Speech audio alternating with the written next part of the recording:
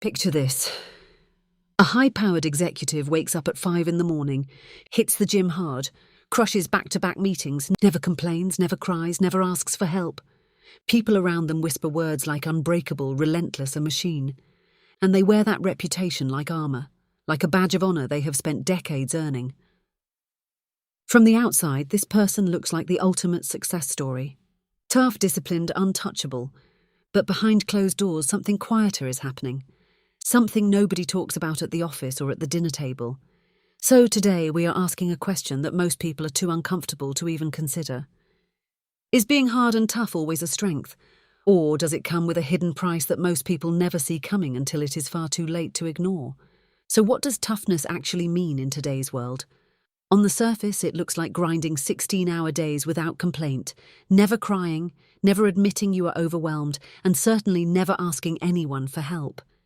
It is the person who brags about running on 4 hours of sleep, like it is a badge of honor. Hustle culture has turned exhaustion into a personality. Stoic masculinity tells men that emotions are liabilities. Social media rewards the grind, the hustle, the never-quit mentality. And society quietly applauds those who push through pain with a clenched jaw and a straight face. We have built an entire culture around the idea that suppressing what you feel and powering through everything is the highest form of strength. But here is the question worth sitting with. What if that version of toughness is quietly costing you more than you realize? Now, before we go any further, let's be clear about something important. Toughness is not the enemy. Resilience, discipline, and mental strength are genuinely powerful qualities. They help people survive hardship, stay consistent when motivation fades, and push through obstacles that would stop most others cold. These traits have built careers, saved lives, and carried people through some of the darkest seasons imaginable. There is real, undeniable value in being strong. This video is not here to tell you to fall apart or abandon everything that has helped you survive. What we are here to examine is something far more specific. It is the unexamined, unchecked version of toughness. The kind that runs on autopilot. The kind that never asks whether the armor still fits. Because when toughness becomes a reflex rather than a choice, it stops protecting you and starts quietly dismantling everything you have worked so hard to build. But here is where toughness starts costing you more than you realize. The first hidden cost is emotional suppression. And this one runs deeper than most people want to admit.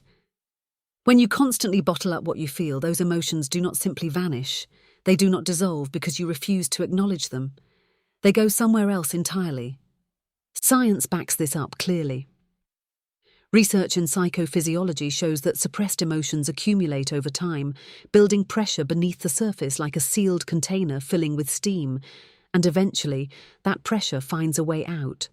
Sometimes it surfaces as chronic anxiety that seems to come from nowhere. Sometimes it becomes depression that slowly drains the color from your life. And sometimes it explodes outward in moments of rage or breakdown at the absolute worst possible time, in front of the people you least want to see it. Toughness did not eliminate the emotion. It just delayed the damage. But emotional suppression does not just live in your mind, it moves into your body, and over time, it starts breaking things down from the inside. When you chronically suppress stress and emotion without any release, your body responds by flooding itself with cortisol, the primary stress hormone. In short bursts, cortisol is useful, but when it stays elevated day after day, it begins attacking your own systems. Your immune system weakens, making you more vulnerable to illness. Your cardiovascular system takes a hit, raising your risk of high blood pressure and heart disease. Your sleep deteriorates, your energy collapses, and eventually, burnout arrives not as a warning but as a shutdown. Here is what makes this especially dangerous for tough people. They are often the last ones to acknowledge these symptoms. They push through the fatigue, dismiss the chest tightness, and ignore the warning signs until their body forces them to stop completely. Now let's talk about something that hits even closer to home, your relationships. Because here's the second hidden cost of unchecked toughness. It quietly destroys the connections you need most. When you've built your entire identity around never showing weakness, you don't just keep pain out. You keep people out too. Vulnerability is the doorway to genuine human connection. Without it, every relationship stays surface level, polite, functional, but never truly deep. Tough individuals often find themselves surrounded by people yet feeling completely alone. Their partners feel shut out. Their friends never really know them. And over time, that emotional distance becomes a wall so thick that even the people who want to get close simply give up trying. The painful irony is that the very armor designed to protect you ends up isolating you from the love, understanding, and belonging that every human being fundamentally needs to thrive. This emotional isolation becomes even more damaging when you are in a position of authority. Think about the leader who rules through intimidation, or the parent who believes showing zero emotion teaches their children strength. What actually happens is the opposite of what they intend. When children grow up around someone who never shows vulnerability, they learn that emotions are dangerous. They stop sharing their struggles, hide their failures, and slowly disconnect from the very person meant to guide them. The same pattern plays out in workplaces.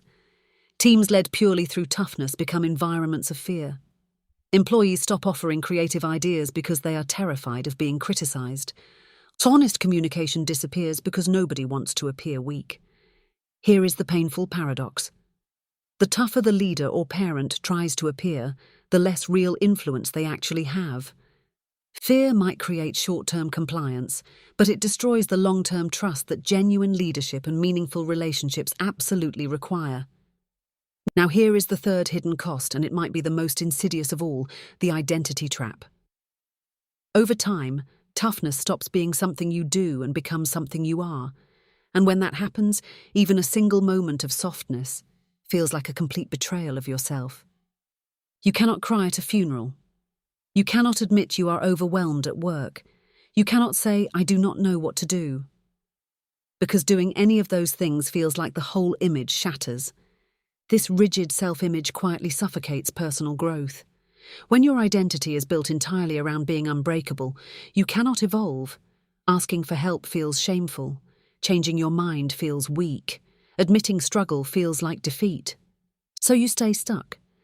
Repeating the same patterns, making the same mistakes, carrying the same weight, all because softening even slightly feels like losing who you are. The science here is hard to ignore. Psychologist Daniel Goleman's groundbreaking research on emotional intelligence revealed something that challenges everything toughness culture preaches. People who can accurately identify, understand, and process their emotions consistently outperform purely tough individuals across multiple life domains. We are talking about long-term career success, mental health stability, and relationship satisfaction. A study published in the Journal of Organizational Behavior found that emotional intelligence predicted job performance more reliably than raw resilience alone.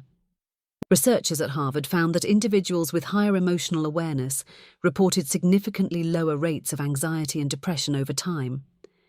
These are not soft findings, these are measurable, replicable results. Experts like Brené Brown and Mark Brackett have spent decades demonstrating that emotional literacy is not a weakness to overcome, but a skill to develop. The data keeps pointing in the same direction. Feeling deeply does not make you fragile, it makes you formidable. Consider Marcus, a former professional football player who spent 2 decades priding himself on never showing pain. On the field, he was unstoppable. Off it, he applied that same iron mentality to everything: his marriage, his children, his health. He never cried, never complained, never asked for help. Then at 43, after his second divorce and complete estrangement from his kids, he sat alone in an empty apartment and completely fell apart. Not dramatically, but quietly. He described it as his entire internal structure just dissolving, and here is what surprised him most about that collapse. On the other side of it, he did not find weakness, he found himself. For the first time in decades, he felt genuine connection, real conversations, and actual peace. Marcus later said the breakdown was not his lowest moment, it was his most honest one. That distinction changes everything. What Marcus eventually discovered was a distinction that changes everything: the difference between adaptive toughness and rigid toughness. Rigid toughness is a one-size-fits-all approach.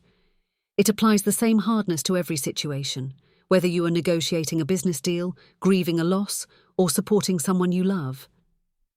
It does not ask whether toughness is actually helping. It just defaults to it automatically, like a reflex that never learned when to stop firing. Adaptive toughness is fundamentally different. It is intelligent. It asks the situation what it actually needs. Sometimes the answer is to push through, stay disciplined, and keep moving. But sometimes the answer is to pause, sit with discomfort, process what is happening emotionally, and reach out for support without treating that as defeat. Adaptive toughness is not softer. It is smarter. It recognizes that applying the wrong tool to the wrong moment does not make you stronger. It just makes you more stuck. So what does real strength actually look like? Here is the truth most people were never taught. Strength is not the absence of vulnerability. It is the courage to be honest about your struggle while still choosing to move forward anyway. Think about that for a moment. It takes far more courage to say I am not okay than to pretend everything is fine. It takes more discipline to sit with a painful emotion than to bury it under busyness and bravado. The strongest people you will ever meet are not the ones who never break down. They are the ones who break down, feel it fully, and then get back up with greater clarity and compassion. Softness and strength are not opposites. They are partners. A life well lived requires both. The ability to be firm when necessary and gentle when needed is not contradiction. That is balance. That is wisdom. That is what complete strength truly looks like. So how do you actually begin unlearning something that has been wired into you for years? Start small, but start intentionally. Pick up a journal and write down what you are feeling each day, not what you did, but what you felt. This simple habit builds emotional awareness over time. Next, consider therapy. Not because something is broken in you, but because having a skilled guide accelerates growth in ways self-help alone cannot. Remove the shame from that decision entirely. Practice saying the words out loud. I need help. Say them to someone you trust. Notice how the world does not end when you do. Then look around at your inner circle. Are the people surrounding you emotionally honest? Do they show both strength and vulnerability? Because who you spend time with shapes who you become. Build a community that models the kind of balanced toughness you are working toward. Now, you might be thinking, if I let my guard down, people will take advantage of me. That fear is completely understandable, and it deserves a direct answer. Vulnerability does not mean telling everyone everything. It does not mean dissolving your boundaries or handing people power over you. Practiced with intention and boundaries, vulnerability is one of the most strategic moves you can make. Research by Brené Brown consistently shows that people who allow themselves to be appropriately vulnerable are perceived as more trustworthy, more relatable, and more effective in both personal and professional environments. Choosing to say I'm struggling or I need support is not surrendering control. It is exercising emotional intelligence. It signals self-awareness, courage, and confidence. The people who exploit vulnerability are looking for those without boundaries. When you combine openness with clear limits, you become someone others trust deeply, and that trust accelerates healing and strengthens every relationship you build. So here is the truth no one tells the toughest person in the room. That armor you built to keep the pain out is also keeping the joy out. Every wall that blocks heartbreak also blocks genuine love. Every emotional shutdown that protects you from disappointment also disconnects you from meaning, from growth, from the kind of life that actually feels worth living. Being hard is not the enemy. Staying hard when life is asking you to soften, that is where the real damage happens. The bravest thing you will ever do is not push through without flinching. It is choosing to feel when everything in you wants to shut down. It is asking for help when pride says stay silent. It is rewriting what toughness means on your own terms. Real strength holds space for both the warrior and the human being inside you. You do not have to choose one. You never did.